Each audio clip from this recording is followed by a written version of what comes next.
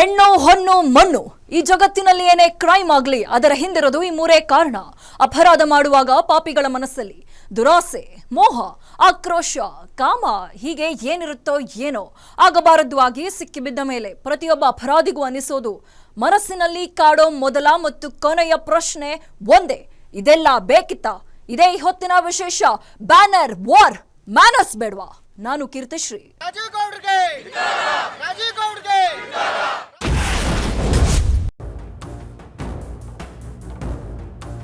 ಹೊಸ ವರ್ಷದ ಮೊದಲ ದಿನವೇ ಬಳ್ಳಾರಿಯಲ್ಲಿ ಬ್ಯಾನರ್ ಕಟ್ಟೋ ವಿಚಾರಕ್ಕೆ ನಡೆದ ಗಲಾಟೆಯಲ್ಲಿ ಒಬ್ಬ ವ್ಯಕ್ತಿ ಪ್ರಾಣ ಹೋಗಿತ್ತು. ಬಳ್ಳಾರಿಯಲ್ಲಿ ನಡೆದಿದ್ದ ರೆಡ್ಡಿ ವರ್ಸಸ್ ರೆಡ್ಡಿ ಕದನ ರಾಜ್ಯ ರಾಜಕಾರಣದಲ್ಲಿ ಭಾರೀ ಕೋಲಾಹಲ ಸೃಷ್ಟಿಸಿತ್ತು. ಇದಕ್ಕೆ ಕಾರಣ ಆಗಿದ್ದ ಬಳ್ಳಾರಿ ನಗರ ಶಾಸಕ ಭರತ್ ರೆಡ್ಡಿ ಜನಾರ್ದನ್ ರೆಡ್ಡಿ ವಿರುದ್ಧ ಆಕ್ರೋಶ ವ್ಯಕ್ತವಾಗಿತ್ತು. ಇದು ಮಾಸು ಮುನ್ನವೇ ಮತ್ತೊಂದು ಬ್ಯಾನರ್ ಗಲಾಟೆ ನಡೆದಿದೆ. ಅದರ ಡೀಟೇಲ್ಸ್ ಎಲ್ಲಿದೆ ನೋಡಿ.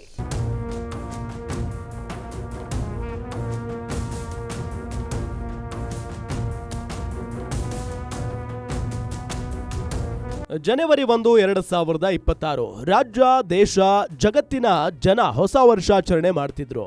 ಎಲ್ಲರೂ ಫುಲ್ ಜೋಶ್ನಲ್ಲಿದ್ರು. ಹೊಸ ವರ್ಷದ ಗುಂಗಿನಲ್ಲಿದ್ದ ಜನ ಸಂಜೆ ಆಗ್ತಾ ಇದ್ದಂತೆ ರೆಸ್ಟ್ ಮಾಡೋಕೆ ತಯಾರಿ ಮಾಡಿಕೊಳ್ತಿದ್ರು. ಈ ವೇಳೆ ಗಣಿನಾಡು ಬಳ್ಳಾರಿಯಿಂದ ಅದೊಂದು ಸುದ್ದಿ ಬಂದಿತ್ತು. ಜನವರಿ 3ರಂದು ಬಳ್ಳಾರಿ ನಗರದಲ್ಲಿ ವಾಲ್ಮೀಕಿ ಪ್ರತಿಮೆ ಅನಾವರಣಕ್ಕೆ ಸಿದ್ಧತೆ ನಡೆದಿತ್ತು. ಹೀಗಾಗಿ ಬಳ್ಳಾರಿ ನಗರದ ಎಲ್ಲೆಡೆ ಬ್ಯಾನರ್ಗಳನ್ನ ಕಟ್ಟಲಾಗಿತ್ತು. ಮಹರ್ಷಿ ವಾಲ್ಮೀಕಿ ಪ್ರತಿಮೆ ಅನಾವರಣಗೊಳಿಸೋಕೆ ಸಿಎಂ ಸಿದ್ದರಾಮಯ್ಯ, ಡಿಸಿಎಂ ಡಿಕೆ ಶಿವಕುಮಾರ್ ಸೇರಿ ಸಚಿವ ಸಂಪುಟವೇ ಬಳ್ಳಾರಿಗೆ ಹೋಗಬೇಕಿತ್ತು. ಆದರೆ ಹೊಸ ವರ್ಷದ ದಿನ ಆಗಿದ್ದೇ ಬೇರೆ.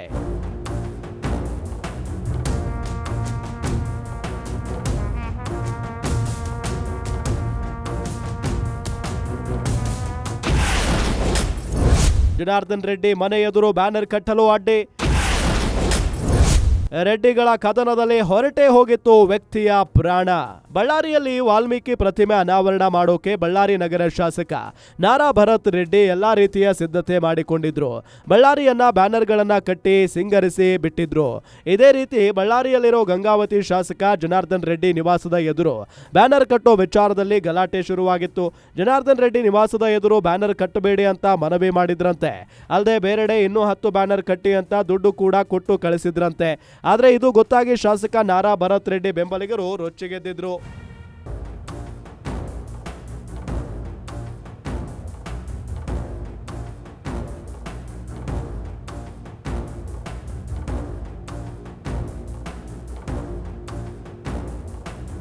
ಬಳ್ಳಾರಿ ನಗರ ಶಾಸಕ ನಾರಾ ಭರತ್ ರೆಡ್ಡಿ ಆಪ್ತ, ಅವರ ಸಂಬಂಧಿಯೂ ಆದ ಸತೀಶ್ ರೆಡ್ಡಿ ಜನಾರ್ದನ್ ರೆಡ್ಡಿ ಮನೆ ಎದುರು ಬ್ಯಾನರ್ ಕಟ್ಟಿಸಲೇಬೇಕು ಅನ್ನೋ ಹಠಕ್ಕೆ ಬಿದ್ದಿದ್ರು.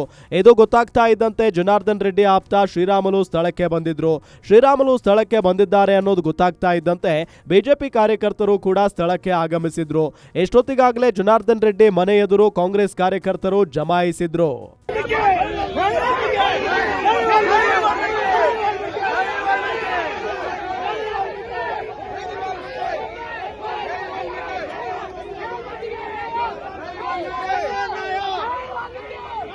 ಜನಾರ್ದನ್ ರೆಡ್ಡಿ ಮನೆ ಎದುರು ಕಾಂಗ್ರೆಸ್ ಬಿಜೆಪಿ ಕಾರ್ಯಕರ್ತರು ಜಮಾವಣೆ ಆಗ್ತಾ ಇದ್ದಂತೆ ಪರಸ್ಪರ ದಾಳಿ ನಡೆಸಿದ್ರು.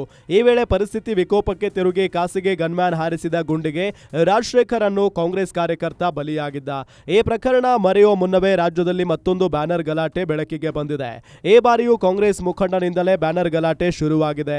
ಮಹಿಳಾ ಅಧಿಕಾರಿಗೆ ಅವಾಚ್ಯ ಶಬ್ದಗಳಿಂದ ನಿಂದಿಸುವ ಮೂಲಕ ಜನರ ಕೆಂಗಣ್ಣಿಗೆ ಗುರಿಯಾಗಿದ್ದಾರೆ.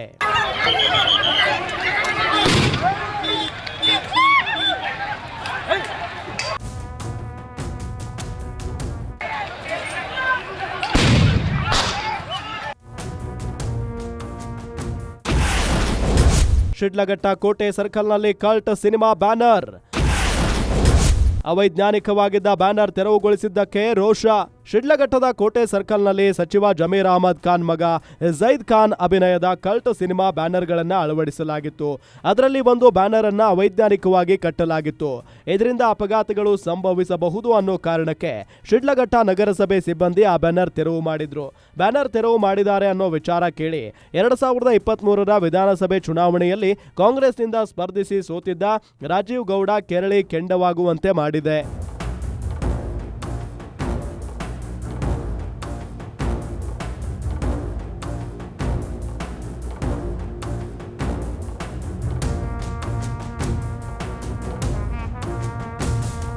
ಸಚಿವರ ಮಗನ ಚಿತ್ರದ ಬ್ಯಾನರ್ ತೆರವುಗೊಳಿಸಿದ್ದಕ್ಕೆ ಕೆಂಡಾಮಂಡಲರಾಗಿದ್ದಾರೆ. ಯಾವಾಗ ಬ್ಯಾನರ್ ತೆರವು ಮಾಡಿದ್ದಾರೆ ಅನ್ನೋದು ಗೊತ್ತಾಯ್ತು. ನಗರಸಭೆ ಪೌರಾಯುಕ್ತೆ ಅಮೃತಾ ಗೌಡಗೆ ಕರೆ ಮಾಡಿ ಅವಾಚ್ಯ ಶಬ್ದಗಳಿಂದ ಬೈದಿದ್ದಾರೆ. ಅಲ್ಲದೆ ತಮ್ಮ ಪವರ್ ತೋರಿಸೋ ಸವಾಲು ಹಾಕಿದ್ದಾರೆ. ಹೀಗೆ ಕೋಪದ ಬರದಲ್ಲಿ ಒಬ್ಬ ಮಹಿಳೆಯ ಜೊತೆ ಮಾತನಾಡ್ತಾ ಇದ್ದೇನೆ ಅನ್ನೋದನ್ನ ಮರೆತಂತೆ ಮಾತನಾಡಿದ್ದಾರೆ. ಅವರು ಹೀಗೆ ಮಾತನಾಡಿದ್ದಾರೆ ಅಂತ ನೀವೇ ಕೇಳಿಸಿಕೊಳ್ಳಿ. ಹಲೋ ಹಲೋ ಮೇಡಮ್, ಅದು ಬ್ಯಾನರ್ ಬಿಚ್ಚಕ್ಕೆ ಹೇಳಿದ್ರಾ? ಇಲ್ಲ ಸರ್, ಅದು ಒಂದು ಬ್ಯಾನರು ಆ ರೋಡ್ ಕೋಟೆದಲ್ಲಿ ಮಧ್ಯದಲ್ಲಿ ಹಾಕ್ಬಿಟ್ಟಿದ್ರಂತೆ. ಅದೇನೋ ಗಾಡಿಗಳಿಗೆ ಗುದ್ಕೊಂಡು ಹೋಗ್ಬಿಟ್ಟಿದ್ದಾರೆ. ಅವ್ರು ಯಾರೋ ಪಬ್ಲಿಕ್ ಕಂಪ್ಲೇಂಟ್ ಮಾಡ್ತಾ ಇದ್ರು ಅಂದ್ಬಿಟ್ಟು ನಾನು ಅಪ್ಸರ್ ಅವ್ರಿಗೆ ಹೇಳಿದ್ದೆ, ಸರ್ ಒಂಚೂರು ಸೈಡಲ್ಲಿ ಕಟ್ಕೊಳಕ್ ನಮ್ ಹೇಳಿ. ಬ್ಯಾನರ್ ಏನೋ ಬಿಚ್ಚಿದಿರಿ ಅಂತಂದ್ರೆ ಬಂದ್ ಬೆಂಕಿ ಹಚ್ಚಿಬಿಡ್ತೀನಿ ಅಷ್ಟು ಹೇಳಿದೀನಿ. ನಾನು ಇನ್ನ ಒಳ್ಳೆತನ ನೋಡಿದಿರಿ, ಕೆಟ್ಟತನ ನೋಡಿಲ್ಲ. ಸರ್ ಒಂದ್ ನಿಮಿಷ, ಬ್ಯಾನರ್ ಒಂದ್ ನಿಮಿಷನೂ ಬಿಚ್ಬಿಟ್ಟದು ಕೇಳಲ್ಲ, ಆಫೀಸ್ ಅಲ್ಲಿ ಇದೆ ಎರಡ್ ನಿಮಿಷನೂ ಸರ್. ಕೇಳಲ್ಲ. ಅದನ್ನ ಮಧ್ಯದಲ್ಲೆಲ್ಲ ಕಟ್ಟಿದ್ದಾರೆ, ಆಕ್ಸಿಡೆಂಟ್ ಆಗಿದೆ ಅಂತೆ. ತರ ತಿಳ್ಕೊಂಬೇಡಿ ನನ್ಗೆ. ಸರ್ ಒಂದ್ ನಿಮಿಷ ಕೇಳಿ, ಅದು ಆಕ್ಸಿಡೆಂಟ್ ಆಗಿದೆ ಸರ್. ಪಬ್ಲಿಕ್ ಇಂದ ಕಂಪ್ಲೇಂಟ್ ಬಂದಿದೆ. ಕಂಪ್ಲೇಂಟ್ ಬಂದ್ರೆ ಬ್ಯಾನರ್ ಹೆಂಗ್ ಕೀಳ್ತೀರಿ? ಬ್ಯಾನರ್ ಕಿತ್ತಿಲ್ಲ ಸರ್, ತೆಗ್ಬಿಟ್ಟು ಅದು ಆಫೀಸ್ ಅಲ್ಲಿ ಇಟ್ಟಿದ್ದಾರೆ. ನಾನು ಯಾವನ್ ಬಿಚ್ಚಿ ಸರಿ ನಾನು ಏನು ಅಂತ ಆಮೇಲೆ ತಂದೀಗ. ಸರ್ ನೀವ್ ಹಂಗೆಲ್ಲ ಮಾತಾಡ್ಬೇಡಿ. ಅದ್ ನಮ್ ಎಂಪ್ಲಾಯೀಸ್ ಗಳು ಬಿಚ್ಚಿರೋದು, ಅಲ್ಲಿ ಆಕ್ಸಿಡೆಂಟ್ ಆಗಿದೆ, ಅದಕ್ಕೆ ತೆಗ್ದಿಟ್ಟಿದ್ದಾರೆ ಆಫೀಸ್ ಅಲ್ಲಿ. ಅದನ್ನ ಕಲೀಸ ತಿಳ್ಕೊಂಡ್ರೆ ಮನುಷ್ಯ ಅಲ್ಲ. ನಾನು ಹೇಳಿರ್ತೀನಿ ಈಗ ಎಲ್ಲ ಕರ್ಕೊಂಡ್ ನಾಳೆ ಬಿಟ್ಟು ಓಡ್ಬಿಡ್ಬೇಕು ತಾಲೂಕಾ ಕೆಲಸ. ಸರ್ ನೋಡಿ, ಅವರು ಫಸ್ಟ್ ಪರ್ಮಿಷನ್ ಅಪ್ಲೈ ಮಾಡಕ್ ಹೇಳಿ. ಏನು ಮಾಡಿಲ್ಲ, ಬ್ಯಾನರ್ ಇಲ್ಲಿಗಲ್ ಕಟ್ಬಿಟ್ಟು ಹೋಗಿದ್ದಾರೆ. ಅದ್ ಅಟ್ಲೀಸ್ಟ್ ಸೈಂಟಿಫಿಕ್ ಆಗು ಕಟ್ಟಿಲ್ಲ ಸರ್. ಮಧ್ಯ ರೋಡ್ ಅಲ್ಲಿ ಕಟ್ಟಿದ್ದಾರೆ. ಆಕ್ಸಿಡೆಂಟ್ ಆದ್ರೆ ನಾವು ರೆಸ್ಪಾನ್ಸಿಬಲ್ ಆಗಿರ್ತೀವಿ ಅದಕ್ಕೆ. ಲಾಸ್ಟ್ ಟೈಮ್ ಹಂಗೆ ಅಲ್ಲಿ ಕಟ್ಟಿದ್ ಬ್ಯಾನರ್ ಬಿಚ್ಚ ಆಮೇಲೆ ಬ್ಯಾನರ್ ಕಟ್ಸಿದೀನಿ. ನೀನು ಈಗ ಹೇಳ್ತಾ ಇದೀನಿ, ಒಳ್ಳೆ ತರವಾಗಿದ್ರೆ ಸರಿ. ಏನಿಲ್ಲ ಡಿಫರೆನ್ಸ್ ಮಾಡ ಬೆಳಗ್ಗೆಯಿಂದ ಒಂದ್ ಸೆಕೆಂಡ್ ಕೆಲಸ ಮಾಡಕ್ಕಾಗಲ್ಲ. ನೋಡಿ ಸರ್, ನೀವು ಕರೆಕ್ಟ್ ಆಗಿ ಮಾತಾಡಿ ಸರ್. ಇಲ್ಲಿ ಎಂಪ್ಲಾಯೀಸ್ ಗಳ ಮೇಲೆ ಮಗ ಅಂತೆಲ್ಲ ಬೈಬೇಡಿ. Everybody has a responsibility. ನೀವು ಅಲ್ಲಿ ಅವ್ರಿಗೆ ಫಸ್ಟ್ ಆಫ್ ಆಲ್ ಅವ್ರ ಪರ್ಮಿಷನ್ ಕೊಟ್ಟೆ, ಅದು ತಗೊಂಡೇ ಇಲ್ಲ. ಅವರು ಕಟ್ಟಿದಾರಲ್ಲ, ಪರ್ಮಿಷನ್ ಕೊಟ್ಟಿದಾರಲ್ಲ. ಯಾರು ಕೊಟ್ಟಿದ್ದಾರೆ ಸರ್? ಅಪ್ಲಿಕೇಶನ್ ಲೆಟರ್ ಕೊಟ್ಟಿಲ್ಲ, ಮಧ್ಯದಲ್ಲಿ ಕಟ್ಟಿದ್ದಾರೆ. ಆಕ್ಸಿಡೆಂಟ್ ಆಗಿದೆ, ವಿ ಆರ್ ರೆಸ್ಪಾನ್ಸಿಬಲ್. ಏನಾದ್ರು ಆಯ್ತು ಅಂದ್ರೆ ನಮ್ಮವ್ರು ಜೈಲ್ಗೆ ಹೋಗ್ತಾರೆ ಸ್ಟಾಫ್ಸ್ ಗಳು. ಇರೋದ್ ರೆಸ್ಪಾನ್ಸಿಬಿಲಿಟಿ ತಗೊಳ್ಳಿ. ಅಲ್ಲಿ ಬೆಳಿಗ್ಗೆ ಬಂದ್ ಎಲ್ಲಾ ಕೌನ್ಸಿಲ್ ಎಬ್ಬರ್ಸ್ತೀನಿ ಜನನಲ್ಲಿ ಬಂದು ಹೊಡಿತಾ ಇದ್ರೆ ಚಪ್ಪಲಿ ಹೊಡಿಸ್ಕೊಬೇಕು. ಏಂತಕ್ ಸರ್? ಯಾಕೆ ಹೆಂಗ್ ಮಾಡ್ತಾರೆ? ಅಟ್ಲೀಸ್ಟ್ ಕಟ್ಬೇಕಾದ್ರೆ ಕೇಳ್ಬೇಕಲ್ವಾ? ಸರ್ಕಲ್ ಮಿಡಲ್ ಅಲ್ಲಿ ಕಟ್ಟಿದ್ರೆ ಯಾರು ರೆಸ್ಪಾನ್ಸಿಬಿಲಿಟಿ ತಗೋತಾರೆ? ಅದನ್ನ ರೆಸ್ಪಾನ್ಸಿಬಿಲಿಟಿ ಇದೆಯಾ ನಿಮ್ಗೆ? ಎಲ್ಲ 31 ವಾರ್ಡ್ ಏನೇನು ಸಮಸ್ಯೆಗಳಿದೆ ಬೆಳಗ್ಗೆ ಎಲ್ಲ ವಾರ್ಡಿಂದ ಎಬ್ಬರ್ಸ್ತೀನಿ ದಂಗೆನ. ಬಂದು ಹೊಡಿತಾ ಇದ್ರೆ ಚಪ್ಪಲಿಲಿ ಹೆಂಗಿರುತ್ತೆ ಅಂತ ತೋರಿಸ್ತೀನಿ ಏನು ಅಂತ ಮನುಷ್ಯ. ಆಮೇಲೆ ಬೆಳಗ್ಗೆ 31 ವಾರ್ಡಿಂದ ಕರ್ಸ್ತೀನಿ. ರೆಸ್ಪಾನ್ಸಿಬಿಲಿಟಿ ಕೇಳಿ, ಇಲ್ಲಿ ಬೆಳಗ್ಗೆ ಬಂದಿದ್ದಾರೆ ನಮ್ ಸ್ಟಾಫ್ಸ್. ಪರ್ಮಿಷನ್ ಇಲ್ಲದೆ ಒಂದ್ ಬ್ಯಾನರ್ ಇದ್ರೆ ಬೆಂಕಿ ಹೇಳ್ತಿದ್ದೀನಿ ಹೊಡ್ಸ್ತೀನಿ ಅಂದ್ರೆ ಹಂಗಿಂಗಲ್ಲ. ಜನಗಳ ಕೈಲಿ ಹೆಂಗ್ ಹೊಡಿಸ್ತೀನಿ ನೋಡಿ. ಏನ್ ಸರ್ ಹಂಗ್ ಮಾತಾಡ್ತಾ ಇದ್ದೀರಾ ನೀವು? ಏನ್ ಹೊಡಿಸ್ತೀನಿ ಅಂದ್ರೆ ಸ್ಟಾಫ್ಸ್ ಗಳಿಗೆ ಹೊಡಿಸ್ತೀರಾ? ಅಪ್ಸರ್ ಅವ್ರಿಗೆ ಹೇಳಿಲ್ವಾ ಸರ್ ಅದನ್ನ? ರೆಸ್ಪಾನ್ಸಿಬಲ್ ಅಲ್ವಾ ನೀವು? ಕಮಿಷನರ್ ಹುಚ್ಚ ಅನ್ಕೊಂಡ್ಬಿಟ್ಟಿದೀರಾ ನನ್ಗೆ. ಯಾವನ್ಗೋ ಕೈಗೊಂಬೆ ಸರ್ ನೋಡಿ ಸರ್, ನೀವು ಯಾಕೆ ಹಿಂಗ್ ಮಾತಾಡ್ತಾ ಇದ್ದೀರಾ ನನಗೆ ಗೊತ್ತಾಗ್ತಾ ಇಲ್ಲ. ರೆಸ್ಪಾನ್ಸಿಬಲ್ ಅಲ್ವೇನ್ರಿ ನೀವು? ನಾ ಅದನ್ನೇ ಸರ್ ಹೇಳ್ತಾ ಇರೋದು. ನಮ್ಗೆ ಕೇಳಿ, ಇಲ್ಲಿ ಬೆಳಗ್ಗೆ ಬಂದಿದ್ದಾರೆ ನಮ್ ಸ್ಟಾಫ್ಸ್. ಪರ್ಮಿಷನ್ ಇಲ್ಲದೆ ಒಂದ್ ಬ್ಯಾನರ್ ಇದ್ರೆ ಬೆಂಕಿ ಹೇಳ್ತಿದ್ದೀನಿ ಹೊಡ್ಸ್ತೀನಿ ಅಂದ್ರೆ ಹಂಗಿಂಗಲ್ಲ. ಜನಗಳ ಕೈಲಿ ಹೆಂಗ್ ಹೊಡಿಸ್ತೀನಿ ನೋಡಿ. ಏನ್ ಸರ್ ಹಂಗ್ ಮಾತಾಡ್ತಾ ಇದ್ದೀರಾ ನೀವು? ಏನ್ ಹೊಡಿಸ್ತೀನಿ ಅಂದ್ರೆ ಸ್ಟಾಫ್ಸ್ ಗಳಿಗೆ ಹೊಡಿಸ್ತೀರಾ? ಕೆಲ್ಸ ರೆಸ್ಪಾನ್ಸಿಬಿಲಿಟಿ ಇದ್ರೆಲ್ಲ ಕೆಲಸ ಮಾಡ್ರಿ. ಅಲ್ಲಿ ರೆಸ್ಪಾನ್ಸಿಬಿಲಿಟಿ ಕೆಲಸ ಮಾಡಿದಿರಲ್ಲ. ಈಗ ನಾಳೆಯಿಂದ ರೆಸ್ಪಾನ್ಸಿಬಿಲಿಟಿ ಕೆಲಸ ಮಾಡಿಸ್ತೀನಿ ಮಾಡಿ. ನಾನ್ ಚೆಕ್ ಮಾಡಿ ಮಾತಾಡ್ತೀನಿ ಸರ್. ಸಲೀಸ್ ಅನ್ಕೊಂಬಿಟ್ರ ಅವತ್ತೇನೋ ಒಂದ್ ಇದ್ ಕೊಟ್ರಿ ಅಂತ ಹೇಳ್ಬಿಟ್ಟು ಅವಕಾಶ ಕೊಟ್ಟೆ ಅಂತಂದ್ರೆ ಕಿತ್ತಾಕ್ಬಿಟ್ಟು ಎತ್ಕೊಂಡೋಗಿ ಇನ್ನೊಬ್ಬಂದ್ ಯಾವ್ದ. ಸರ್ ನೋಡಿ, ಹಂಗೆಲ್ಲ ಮಾತಾಡ್ಬೇಡಿ ಸರ್ ನೀವು. ನಮ್ಮ ಕಿತ್ ಇನ್ನೊಬ್ರದ್ದು ಹೆಂಗ್ರಿ ಕಟ್ತೀರಿ?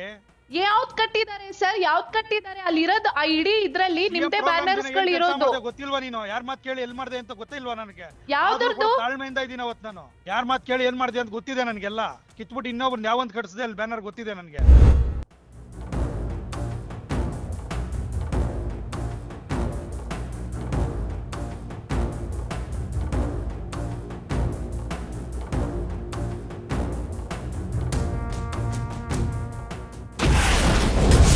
ರಾಜೇಗೌಡ ಆಡಿಯೋ ವೈರಲ್ ಬಳಿಕ ವಿವಾದ.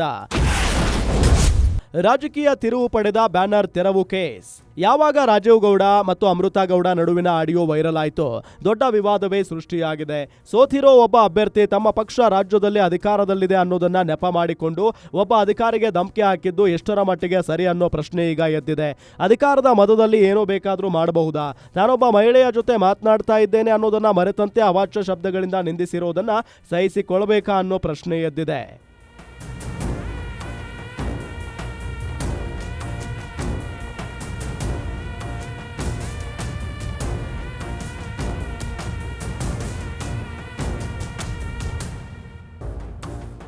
ಅವೈಜ್ಞಾನಿಕವಾಗಿ ಅಳವಡಿಸಿದ್ದ ಬ್ಯಾನರ್ ತೆರವು ಮಾಡಲಾಗಿದೆ. ಆ ಬ್ಯಾನರ್ ಇದ್ದಿದ್ರೆ ಅಪಘಾತಗಳು ಸಂಭವಿಸಿ ಪ್ರಾಣಹಾನಿ ಆಗ್ತಿತ್ತು ಅಂತ ಅಧಿಕಾರಿ ಹೇಳ್ತಾ ಇದ್ರು. ಅದನ್ನ ಕೇಳಿಸಿಕೊಳ್ಳೋ ತಾಳ್ಮೆ ಕಾಂಗ್ರೆಸ್ ಮುಖಂಡನಿಗೆ ಇಲ್ಲವಾಗಿರೋದು ಆತನ ದರ್ಪಕ್ಕೆ ಸಾಕ್ಷಿಯಾಗಿದೆ. ರಾಜ್ಯದಲ್ಲಿ ತಮ್ಮದೇ ಸರ್ಕಾರ ಇದೆ ಅಂದ ಮಾತ್ರಕ್ಕೆ ಹೇಗೆ ಬೇಕಾದರೂ ನಡೆದುಕೊಳ್ಳಬಹುದಾ ಅಂತ ಜನ ಪ್ರಶ್ನೆ ಮಾಡ್ತಿದ್ದಾರೆ. ಅಲ್ಲದೆ ಒಬ್ಬ ಮಹಿಳಾ ಅಧಿಕಾರಿ ಜೊತೆ ಮಾತನಾಡ್ತಾ ಇದ್ದೇನೆ ಅನ್ನೋದನ್ನ ಮರೆತು ಅವಾಚ್ಯ ಪದಗಳನ್ನು ಬಳಸಿರೋದು ಜನರಲ್ಲಿ ಆಕ್ರೋಶಕ್ಕೆ ಕಾರಣವಾಗಿರೋದಂತೂ ಸುಳ್ಳಲ್ಲ.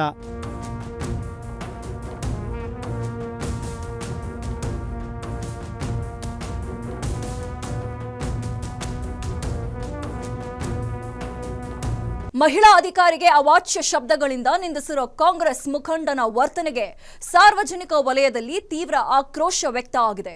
ಅಲ್ಲದೆ ಪೌರಾಯುಕ್ತೆಗೆ ನಿಂದನೆ ಮಾಡಿದ ರಾಜೀವ್ ಗೌಡ ವಿರುದ್ಧ ಪೌರ ಕಾರ್ಮಿಕರು ಪ್ರತಿಭಟನೆ ಕೂಡ ಮಾಡಿದ್ದಾರೆ. ಶಿಡ್ಲಘಟ್ಟ ಶಾಸಕ ಮೇಲೂರು ರವಿ, ಚಿಕ್ಕಬಳ್ಳಾಪುರ ಸಂಸದ ಡಾಕ್ಟರ್ ಕೆ ಸುಧಾಕರ್ ಸೇರಿ ಎಲ್ಲರೂ ರಾಜೀವ್ ಗೌಡ ನಡೆಯನ್ನ ಖಂಡಿಸಿದ್ದಾರೆ. ಅದರ ಡೀಟೇಲ್ಸ್ ಎಲ್ಲಿದೆ ನೋಡಿ.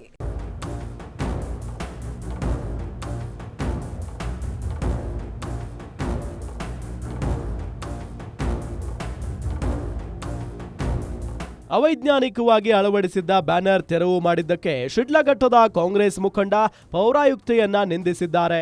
ಅವಾಚ್ಯ ಶಬ್ದಗಳನ್ನ ಬಳಸಿರೋ ಆಡಿಯೋ ವೈರಲ್ ಆಗ್ತಾ ಇದ್ದಂತೆ ಸಾರ್ವಜನಿಕ ವಲಯದಲ್ಲಿ ಅಸಮಾಧಾನ ಮುಗಿಲೆದ್ದಿದೆ. ರಾಜ್ಯದಲ್ಲಿ ಕಾಂಗ್ರೆಸ್ ಸರ್ಕಾರ ಅಧಿಕಾರದಲ್ಲಿದೆ ಅಂದ ಮಾತ್ರಕ್ಕೆ ಕಾಂಗ್ರೆಸ್ ನಾಯಕರು ಏನು ಬೇಕಾದರೂ ಮಾಡಬಹುದಾ ಅಂತ ಜನ ಪ್ರಶ್ನೆ ಮಾಡ್ತಿದ್ದಾರೆ. ಮಹಿಳಾ ಅಧಿಕಾರಿ ಅನ್ನೋದನ್ನ ಮರೆತಂತೆ ಅವಾಚ್ಯ ಶಬ್ದಗಳನ್ನ ಬಳಸಿರೋ ರಾಜೀವ್ ಗೌಡ ವಿರುದ್ಧ ಜನ ಆಕ್ರೋಶ ವ್ಯಕ್ತಪಡಿಸಿದ್ದಾರೆ.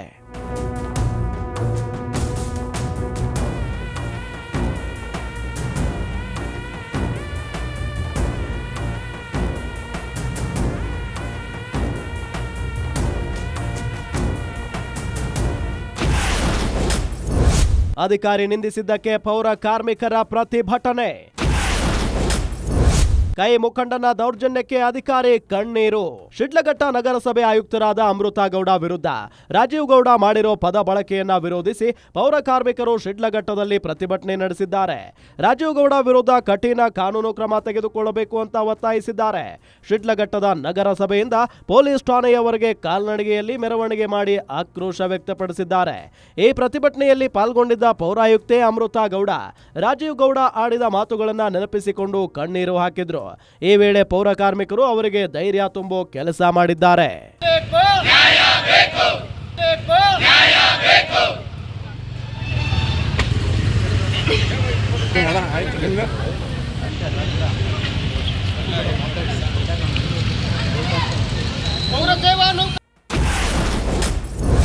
ಬೆಂಕಿ ಹಚ್ಚುವ ಮಾತನಾಡಿದ್ದವರ ವಿರುದ್ಧ ದೂರು. ರಾಜೀವ್ ವಿರುದ್ಧ ದೂರು ದಾಖಲಿಸಿದ ಅಮೃತಾ. ರಾಜ್ಯದಲ್ಲಿ ತಮ್ಮದೇ ಪಕ್ಷದ ಸರ್ಕಾರ ಅಧಿಕಾರದಲ್ಲಿದೆ ಅನ್ನೋ ದರ್ಪದಲ್ಲಿ ಅಧಿಕಾರಿಯ ಜೊತೆ ಅವಾಚ್ಯ ಶಬ್ದಗಳನ್ನ ಬಳಸಿ ರಾಜೀವ್ ಗೌಡ ಮಾತನಾಡಿದ್ರು. ಒಂದು ಬ್ಯಾನರ್ ತೆರವುಗೊಳಿಸಿದ್ದಕ್ಕೆ ಅಧಿಕಾರಿಯ ವಿರುದ್ಧ ರೋಷಾವೇಶ ವ್ಯಕ್ತಪಡಿಸಿದ್ದ ರಾಜೀವ್ ಗೌಡ ವಿರುದ್ಧ ಪೌರಾಯುಕ್ತೆ ಅಮೃತಾ ಗೌಡ ಶಿಡ್ಲಘಟ್ಟ ಠಾಣೆಯಲ್ಲಿ ದೂರು ದಾಖಲು ಮಾಡಿದ್ದಾರೆ. ನಗರಸಭೆಯಿಂದ ಠಾಣೆಯವರೆಗೆ ಪೌರ ಕಾರ್ಮಿಕರ ಜೊತೆ ಕಾಲ್ನಡಿಗೆಯಲ್ಲಿ ಆಗಮಿಸಿದ ಅಮೃತಾ ಗೌಡ ಅವಾಚ್ಯ ಶಬ್ದ ಬಳಸಿದ್ದ ರಾಜೀವ್ ಗೌಡ ವಿರುದ್ಧ ದೂರು ನೀಡಿದ್ದಾರೆ. ಅಧಿಕಾರಿಯನ್ನ ನಿಂದಿಸಿ ಮಾತನಾಡಿರೋ ಕುರಿತು ಸೂಕ್ತ ಕ್ರಮ ಕೈಗೊಳ್ಳಬೇಕು ಅಂತ ಅಮೃತಾ ಗೌಡ ದೂರು ಕೊಟ್ಟಿದ್ದಾರೆ.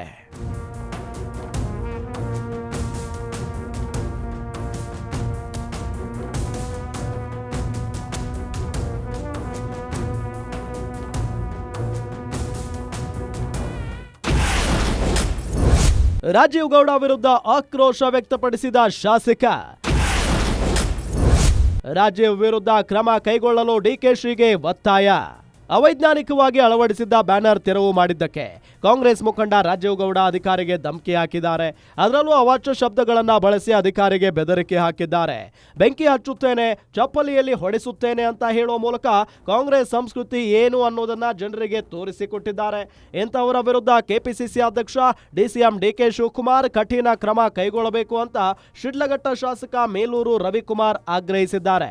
ಅಲ್ಲದೆ ಡಿಕೆಶಿ ಈಗೇನು ಮಾಡ್ತಾರೆ ಅಂತ ನೋಡೋಣ ಅಂತ ಹೇಳಿದ್ದಾರೆ. ಶಿವಕುಮಾರ್ ಅವರು ನಮ್ಮ ಜೊತೆಯಲ್ಲಿ ಇದ್ದಾರೆ ಅನ್ನೋ ಒಂದೇ ಒಂದು ಕಾರಣಕ್ಕೆ ಇವತ್ತು ರಾಜೀವ್ ಗೌಡರು ಈ ರೀತಿ ಇವತ್ತು ಗೂಂಡ ಮಾತುಗಳನ್ನ ಹೇಳ್ತಾರೆ, ದುರಂಕಾರ ಮಾತುಗಳನ್ನ ಮಾತಾಡ್ತಾ ಇದ್ದಾರೆ. ಇದಕ್ಕೆಲ್ಲ ತಕ್ಕ ಉತ್ತರ ಕ್ಷೇತ್ರದ ಜನತೆ ಕೊಡ್ತಾರೆ. ಇವತ್ತು ಕಾಂಗ್ರೆಸ್ ಪಕ್ಷ ಇವತ್ತು ನಾವು ಈ ರಾಜ್ಯದಲ್ಲಿ ಸಂಪೂರ್ಣವಾಗಿ ಇವತ್ತು ಆಡಳಿತ ವೈಫಲ್ಯ ಆಗಿದೆ. ಇವತ್ತು ಎಲ್ಲ ಭಾಗದಲ್ಲೂ ಇವತ್ತು ನಾವು ನೋಡಿದಂಥ ಸಂದರ್ಭದಲ್ಲಿ ಇವತ್ತು ಗೂಂಡ ರೀತಿ ಇವತ್ತು ಕೆಲವು ರಾಜಕಾರಣಿಗಳು ವರ್ತನೆಯನ್ನು ಮಾಡ್ತಾಯಿದ್ದಾರೆ. ಇವತ್ತು ಈ ಒಂದು ಪ್ರಕರಣ ಸಹ ಭಾಳಷ್ಟು ಗಂಭೀರವಾಗಿ ಇವತ್ತು ನಮ್ಮ ಪಕ್ಷದ ರಾಜ್ಯಾಧ್ಯಕ್ಷರು ಕೇಂದ್ರ ಸಚಿವರಾದಂಥ ಕುಮಾರಣ್ಣವರು ನಮ್ಮ ಚೀಫ್ ಸೆಕ್ರೆಟರಿ ಅವರ ಗಮನಕ್ಕೆ ಇವತ್ತು ತಂದು ಇವತ್ತು ಇದು ಭಾಳಷ್ಟು ಗಂಭೀರವಾಗಿರ್ತಕ್ಕಂಥ ಪ್ರಕರಣ, ಇದ್ರ ಬಗ್ಗೆ ತಾವು ಕ್ರಮ ವಹಿಸಬೇಕು, ಅವ್ರ ಮೇಲೆ ಕೂಡಲೇ ಕ್ರಮ ವಹಿಸಿ ಅವರಿಗೆ ಜೈಲು ಕಳಿಸ್ತಕ್ಕಂಥ ಕೆಲಸ ಆಗಬೇಕಂತ ಕುಮಾರಣ್ಣವರು ಸಹ ಇವತ್ತು ನಮ್ಮ ಪ್ರಿನ್ಸಿಪಲ್ ಸೆಕ್ರೆಟರಿ ಅವ್ರನ್ನ ಮಾತಾಡಿದ್ದಾರೆ.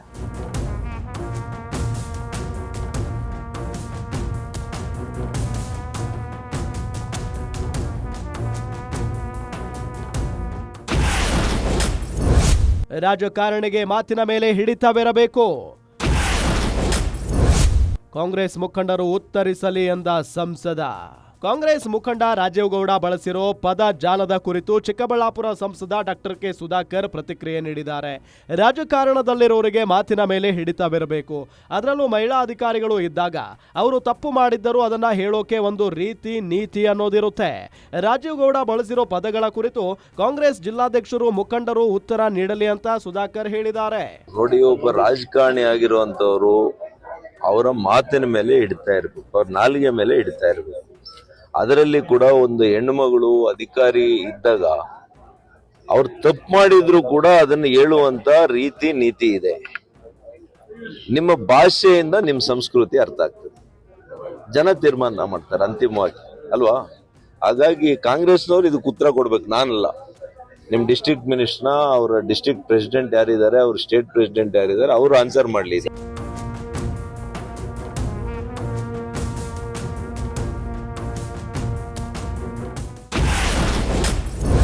ಜಾತಿ ನಿಂದನೆ ಕೇಸ್ ದಾಖಲಿಸಲು ಛಲವಾದಿ ಆಗ್ರಹ. ಮಹಿಳಾ ಆಯೋಗದ ವಿರುದ್ಧ ಆರ್ ಅಶೋಕ್ ಗರಂ. ರಾಜೀವ್ ಗೌಡ ಮಹಿಳಾ ಅಧಿಕಾರಿ ಜೊತೆ ಮಾತನಾಡುವಾಗ ನಗರಸಭೆ ಸಿಬ್ಬಂದಿಗೆ ಬೈದಿದ್ದಾರೆ.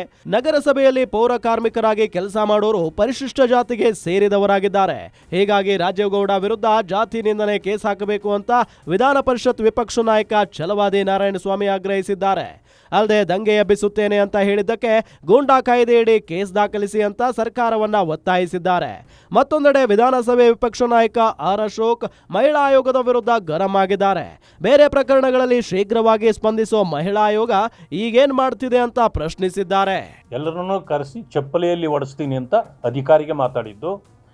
ಅವನು ಯಾವಳು ತೆಗೆದಿದ್ದು ಬ್ಯಾನರು ಅಂದರೆ ಅವರು ಪೌರ ಕಾರ್ಮಿಕರು, ಅವರು ಪರಿಶಿಷ್ಟ ಜಾತಿ ವರ್ಗಗಳೇ ಬರ್ತದೆ.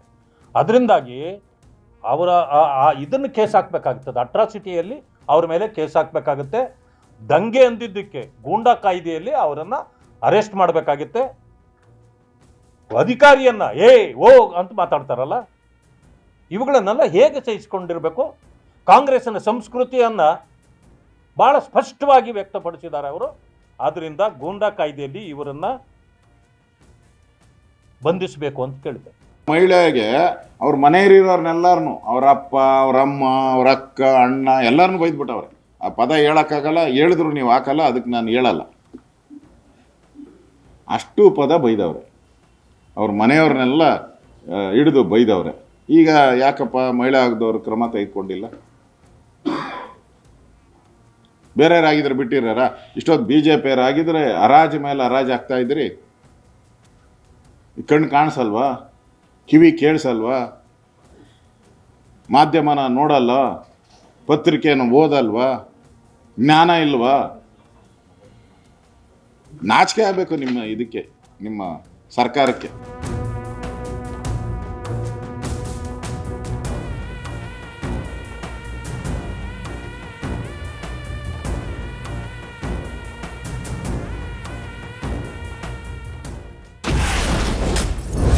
ಕಾನೂನು ಪ್ರಕಾರ ಕ್ರಮ ಪಕ್ಕಾ ಎಂದ ಡಿಸಿಎಂ ಡಿಕೆಶಿ. ದೂರು ನೀಡಲು ಸಲಹೆ ನೀಡಿದ್ದೇವೆ ಎಂದ ಸುಧಾಕರ್. ನಗರಸಭೆ ಪೌರಾಯುಕ್ತ ಅಮೃತಾ ಗೌಡಗೆ ಕಾಂಗ್ರೆಸ್ ಮುಖಂಡ ರಾಜೀವ್ ಗೌಡ ಅವಾಚ್ಯ ಶಬ್ದಗಳಿಂದ ನಿಂದಿಸಿದ್ದಾರೆ. ಇದರ ವಿರುದ್ಧ ಏನು ಕ್ರಮ ಕೈಗೊಳ್ಳುತ್ತೀರಿ ಅಂತ ಪ್ರಶ್ನೆ ಮಾಡಿದ್ದಕ್ಕೆ ಕೆಪಿಸಿಸಿ ಅಧ್ಯಕ್ಷ ಡಿಸಿಎಂ ಡಿಕೆ ಶಿವಕುಮಾರ್ ಪ್ರತಿಕ್ರಿಯೆ ನೀಡಿದ್ದು, ಕಾನೂನು ಪ್ರಕಾರ ಕೈಗೊಳ್ಳುತ್ತೇವೆ ಅಂತ ಹೇಳಿದ್ದಾರೆ. ಇನ್ನು ಘಟನೆ ಕುರಿತು ಪ್ರತಿಕ್ರಿಯೆ ಕೊಟ್ಟಿರೋ ಚಿಕ್ಕಬಳ್ಳಾಪುರ ಜಿಲ್ಲಾ ಉಸ್ತುವಾರಿ ಸಚಿವ ಡಾಕ್ಟರ್ ಎಂಸಿ ಸುಧಾಕರ್, ಈಗಾಗಲೇ ಜಿಲ್ಲಾಧಿಕಾರಿಗಳ ಜೊತೆ ಚರ್ಚಿಸಿದ್ದೇನೆ. ದೌರ್ಜನ್ಯ ಮೆರೆದಿರೋ ಮುಖಂಡನ ವಿರುದ್ಧ ದೂರು ನೀಡುವಂತೆ ಸಲಹೆ ನೀಡಲಾಗಿದೆ. ಅವರು ದೂರು ನೀಡಿದ ಬಳಿಕ ಮುಂದಿನ ಕ್ರಮ ಕೈಗೊಳ್ಳುತ್ತೇವೆ ಅಂತ ಹೇಳಿದ್ದಾರೆ. ಕಾನೂನು ಏನಿದೆ ಅದು ಕ್ರಮ ಕೈಗೊಳ್ತೀವಿ. ಬಗ್ಗೆ ನನಗೆ ನಿನ್ನೆ ಸಂಜೆನೇ ನನಗೆ ಮಾಹಿತಿ ಬಂತು. ನಾನು ಜಿಲ್ಲಾಧಿಕಾರಿಗಳ ಗಮನಕ್ಕೆ ತಂದೆ. ನನಗೆ ಈ ಥರ ಆಗಿದೆ ಅಂಥೇಳಿ ನನಗೆ ಕಳಿಸ್ಕೊಟ್ರು. ನನಗೆ ವಾಯ್ಸ್ ರೆಕಾರ್ಡಿಂಗು ಕಳಿಸ್ಕೊಟ್ರು. ನಾನು ಅದನ್ನು ಜಿಲ್ಲಾಧಿಕಾರಿಗಳಿಗೆ ಕಳಿಸಿ ಇದು ಕೇಳಿಸ್ಕೊಳ್ಳಿ. ಅವರು ನಿನ್ನೆ ಪೂರ್ತಿ ದಿನ ಅವರು ಸಭೆಯಲ್ಲಿ, ನಮ್ಮ ಪ್ರಿನ್ಸಿಪಲ್ ಸೆಕ್ರೆಟರಿ ಕಂದಾಯ ಇಲಾಖೆಯವರು ಸಭೆಯಲ್ಲಿದ್ದರು. ಅವರು ನೋಡಿರಲಿಲ್ಲ. ನಾನು ಮಾತಾಡಿ ಅವ್ರಿಗೆ ಹೇಳಿದೆ, ಕಾನೂನು ಚೌಕಟ್ಟಿನಲ್ಲಿ ಏನು ಕ್ರಮ ಆಗ್ಬೋದು, ಅಧಿಕಾರಿಗೆ ಒಂದು ನೈತಿಕ ಬಲವನ್ನು ತುಂಬುವಂಥ ಕೆಲಸ ಆಗಬೇಕು, ಅವರಿಗೆ ಧೈರ್ಯ ಹೇಳುವಂಥ ಕೆಲಸ ಮಾಡಿ, ಅವರೇನಾದರೂ ದೂರು ಕೊಟ್ಟರೆ ಆ ದೂರಿನನ್ವಯ ಕ್ರಮ ಆಗಬೇಕು ಅಂತಕ್ಕಂಥ ಸೂಚನೆಯನ್ನು ನಿನ್ನೆ ರಾತ್ರಿನೇ ನಾನು ಕೊಟ್ಟಿದ್ದೆ. ನೋಡಿ, ನಿನ್ನೆ ನನಗೆ ಅವರು ಫೋನಲ್ಲಿ ಮಾತಾಡಿದ್ರು, ಈ ಥರ ಆಗಿದೆ ಅಂತ ಹೇಳಿದಾಗ ನಾನು ಅವ್ರಿಗೆ ಧೈರ್ಯವಾಗಿರಿ, ನಾವು ಇದ್ದೀವಿ ಅಂತ ಹೇಳಿದ್ದೀನಿ. ನೀವು ಜಿಲ್ಲಾಧಿಕಾರಿಗಳನ್ನು ಸಂಪರ್ಕ ಮಾಡಿ ಅವ್ರು ಏನು ಸಲಹೆ ಕೊಡ್ತಾರೆ ಅದರಂತೆ ನೀವು ನಡ್ಕೊಳ್ಳಿ ಅಂತಕ್ಕಂಥ ಸೂಚನೆ ನಾನು ರಾತ್ರಿನೇ ನಾನು ಅವ್ರಿಗೆ ಕೊಟ್ಟಿದ್ದೇನೆ. ಪಕ್ಷದ ಕಾರ್ಯಕರ್ತರು ಅಥವಾ ಅಭ್ಯರ್ಥಿ ಅಂತ ಹೇಳಿದ ಮೇಲೆ ನಮಗೆ ಎಲ್ಲರೂ ಒಂದೇ. ಆದರೆ ನಮ್ಮ ಒಂದು ಬೆಂಬಲ ಇದೆ ಇಂಥದಕ್ಕೆ ಅಂತಕ್ಕಂಥದ್ದು ತಪ್ಪು. ಈಗ ಯಾರೋ ಒಬ್ಬರು ಅವರ ವೈಯಕ್ತಿಕ ಕಾರಣಗಳಿಗೆ ಏನಾದರೂ ಕೆಟ್ಟ ನಡವಳಿಕೆಯನ್ನು ಮಾಡಿದಾಗ ಅದು ನಮ್ಮ ಮೇಲೆ ಯಾವ ರೀತಿ ಬರ್ತದೆ. ಅದರಿಂದ ಆ ರೀತಿ ಬೆಂಬಲ ಇದ್ದಿದ್ದರೆ ನಾವು ಯಾಕೆ ಕ್ರಮ ತಗೋಬೇಕು ಅಂತ ಹೇಳ್ತೇವೆ. ನಾವು ಅದರಿಂದ ಆ ಥರ ಅವರ ಕೆಟ್ಟ ನಡವಳಿಕೆಗೆ ನಮ್ಮ ಬೆಂಬಲ ಇರೋದಿಲ್ಲ. ಒಳ್ಳೆ ರೀತಿ ಒಳ್ಳೆ ನಡವಳಿಕೆ ಇದ್ದು ಪಕ್ಷ ಕಟ್ಟುವಂಥದ್ದಕ್ಕೆ, ಪಕ್ಷಕ್ಕೆ ಒಳ್ಳೇದು ಮಾಡುವಂಥದ್ದು ಕೆಲಸಕ್ಕೆ ನಮ್ಮ ಬೆಂಬಲ ಇದೆ. ಈ ರೀತಿ ಪಕ್ಷಕ್ಕೆ ಹಾನಿ ಮಾಡುವಂಥದ್ದು ಅಥವಾ ಒಂದು ಸಭ್ಯ ಸಮಾಜದಲ್ಲಿ ಯಾವ ರೀತಿ ನಡ್ಕೋಬೇಕು ಅಂತಕ್ಕಂಥ ವಿಚಾರದಲ್ಲಿ ಅವರು ತಪ್ಪನ್ನು ಮಾಡಿದಾಗ ಖಂಡಿತ ನಾವು ಅದನ್ನು ಒಪ್ಪುವಂಥದ್ದಲ್ಲ.